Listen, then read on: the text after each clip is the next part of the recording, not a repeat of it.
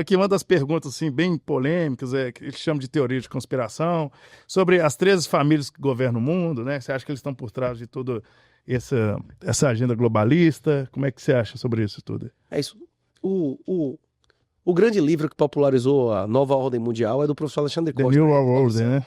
É isso, Introdução à Nova Ordem Mundial. Ele explica que tem 3 grupos que brigam por dominação. Em alguns momentos eles se aliam, em alguns momentos eles brigam. A política, os partidos no Brasil, eles são aliados ou inimigos? Não, o Código das Tesouras, né? PT e PSDB são amigos, os irmãos dados. Tanto Mas é que vocês estão vendo aí. dentro do PT, tem inimigos dentro do PT? Não, todos são... Celso Daniel era do PT? Era do PT. Quem cortou ele era do PT ou era de outro partido? Mas quando ele foi delatar, sei lá, Pois é, não é isso? claro com ele. Ninguém matou mais comunista que comunista. Exatamente. Ninguém matou mais islâmico que islâmico, não é isso? Pois é. No período militar, aí que eles chamam de ditadura militar, foi exatamente eles que se mataram pra caramba. Justiciamento. Justiciamento que chamava. Tanto é que Não, os militares... inclusive a política oficial era mentir na tortura, que se você dissesse que não foi torturado, tu colaborou, não é isso? Exatamente. Mas E morria. o erro dos militares para mim, eu não posso falar isso, o erro dos militares para mim na época, né, foi de dar anistia para esse povo e deixar eles aí, que eles voltaram depois e tomaram o poder, né, pegaram o caminho do poder. O regime militar era um regime de extrema esquerda. O regime Muito militar, esquerdista ali. as políticas econômicas eram 100% de esquerda. As políticas econômicas atuais de Lula lembram em grande medida as medidas do regime militar. Teve um país, numa época, do mesmo jeito que quando o Bolsonaro entrou o Bukele, e o Bukele mostrou ao Bolsonaro como se podia fazer desnazificação. Em 65, entre 64 e 65, houve também um processo de desnazificação na Indonésia, você já ouviu falar? Já ouvi falar. Morreram 500 mil de pessoas em 120 dias. Depois, mais 500 mil de pessoas foram julgadas. Quem admitisse os crimes perdia a cidadania e ia embora, quem desse testa morria. E os parentes até 4º grau dessa galera, sócios, empregadores e cônjuges, perdiam os direitos políticos eternamente. Essa medida não valeu, não. Em 98 eles mudaram de ideia. Mas lá nunca mais houve ameaça comunista, não é isso? O quê? O quê? O quê? Exatamente. O quê? Eu não vou dizer se isso é certo ou errado, mas aconteceu. Pesquisei o que aconteceu na Indonésia em 65, não é isso? Não, ele não O quê? tem se é certo ou errado. Eu só tô dizendo que aconteceu e que acabou o negócio. A ameaça comunista lá acabou, não é isso ou não? Não existe mais, não. Realmente eu acho assim. O islâmico sabe como tratar o comunista, não é isso? O comunista sabe como tratar o islâmico, não é isso? Não tinha um negócio lá que eles botavam lá na Europa? Os islâmicos sabem como tratar as mulheres, não é isso? O pessoal não podia reclamar que se discriminasse.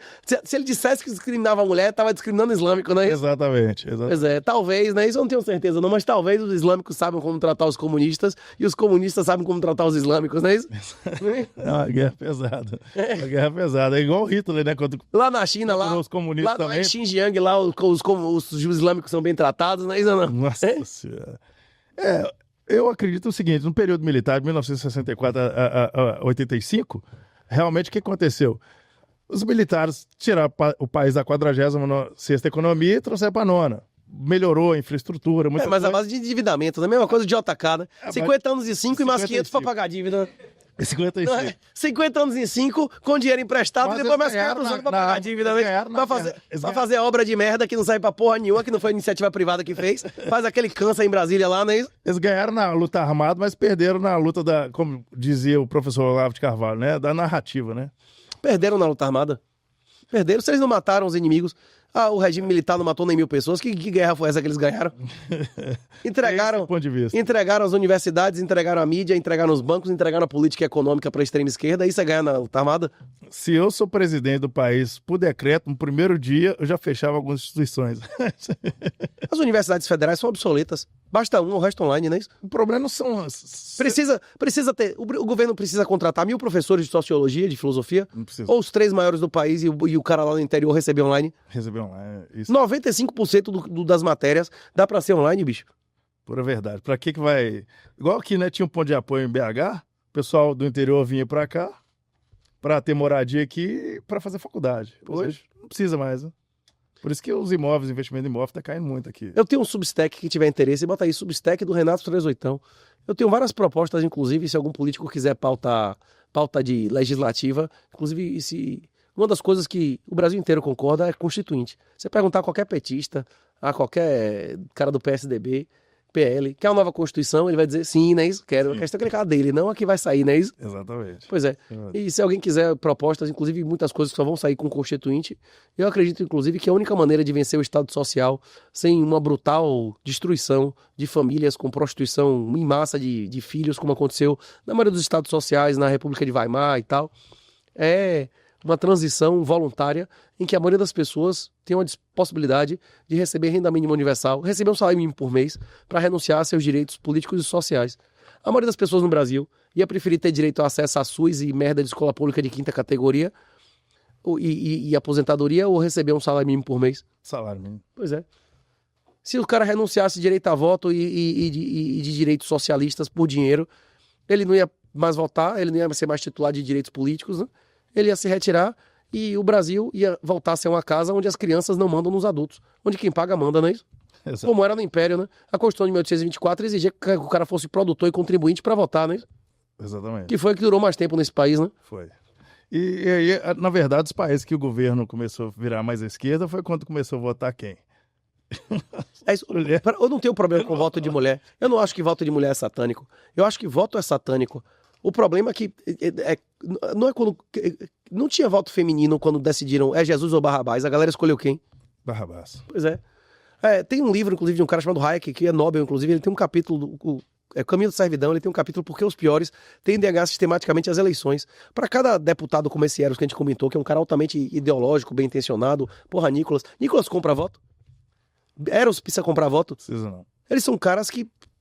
Mas para cada político vagabundo que entra lá na tora comprando voto, tem cada 1000 vagabundos, 1000 exagero, mas para cada 100 deve ter um desses caras ideológicos, né? Sim, com pois certeza.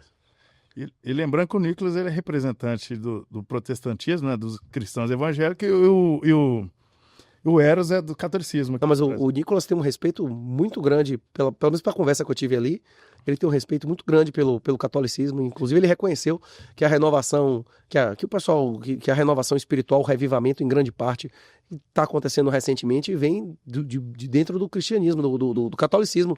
Ele vem de movimento como Opus Dei, como movimento como a antiga TFP, né? Como é que chama agora? Arautos do Evangelho. Como esse pessoal 4 horas da manhã ouvindo o Padre Gilson, não é isso? Porque o Nicolas é um cara intelectual, né? Estudado, né? Não é qualquer pessoa. Então, por isso que ele entende. Pois ele é filho de pastor, né? Ele deve ter passado a vida ouvindo teologia na mesa, né? Exatamente. Ele ouviu teologia, estudou direito, cara muito intelectual, muito esperto. Seus pais também devem escolheram logo o nome do único que não morreu de morte violenta, né? Deixa eu te falar com você. Não meu pai é pastor, eu fui... Deve ter escolhido, não, eu quero que meu filho vive até 90 anos, não é isso? Foi. Meu pai é pastor, eu nasci já, meu pai já era evangélico. E aí eu fiquei numa igreja bem tradicional, na qual eu tocava instrumento na igreja. Me batizei nas águas lá aos 12 anos. Eu fui sair pra loucura aí, pra esse mundão doido, aos 18. Que eu meio que abandonei tudo. Falei, deixa eu viver minha vida, chega de pastor Desviou. mandar, meu pai. Os desviados. Os 10 viados, um dos 10 viados. E aí sim, então eu tenho esse conceito, estudei a Bíblia muito, já li muito a Bíblia. Então hoje...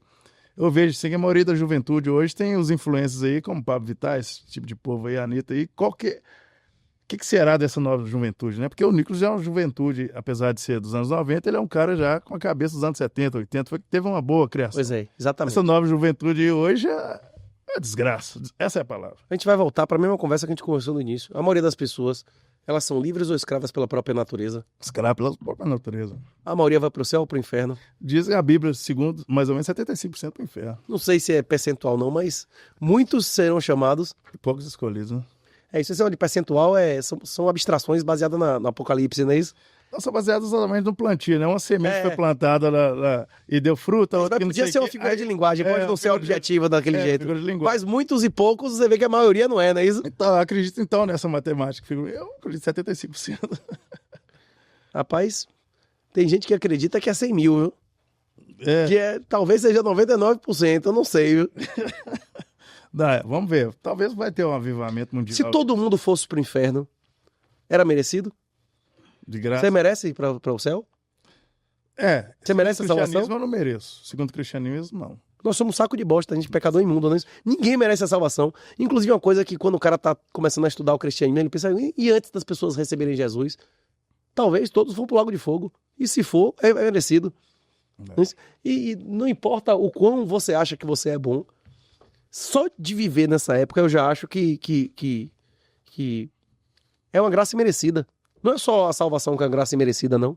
Nascer numa época que existe antibiótico e corticoide é uma graça imerecida. Nossa. Eu posso estar achando ruim que minha garganta tá ruim, mas se não tivesse corticoide e antibiótico, eu tava 10 vezes pior, né? Tava com febre. Não, eu tô com um pouco de febre aqui, mas eu tava com 3 graus mais barra de febre, não é isso? Isso. Ok?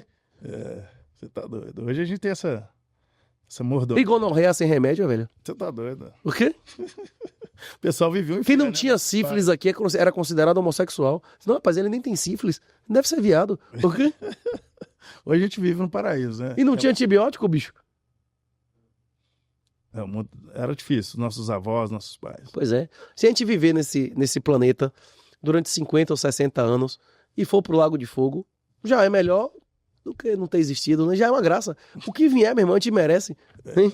Eu não sei, não. Eternamente Lago de Fogo. Não, eu gostaria de ser salvo. Mas se eu não for, eu não vou poder reclamar. Eu sei que é o que eu merecia, não é isso? É uma graça imerecida. Ninguém merece ser salvo, não é isso? É verdade. Agora eu aceito. Só que a maioria das pessoas não aceitam a salvação espiritual. Agora eu tô trazendo uma coisa que é muito mais fácil o cara aceitar, que é a salvação financeira. Só que para isso você tem que aceitar sua autorresponsabilidade. Para você aceitar o Bitcoin, para você fazer o Bitcoin em autocustódia, por exemplo, você tem que aceitar que se você esquecer uma senha, você perdeu todo o dinheiro. É. Você não vai colocar sua confiança em Haddad, você não vai confiar nos caras do Banco Central lá, mas você vai ter que confiar em você mesmo, não é isso? Exatamente.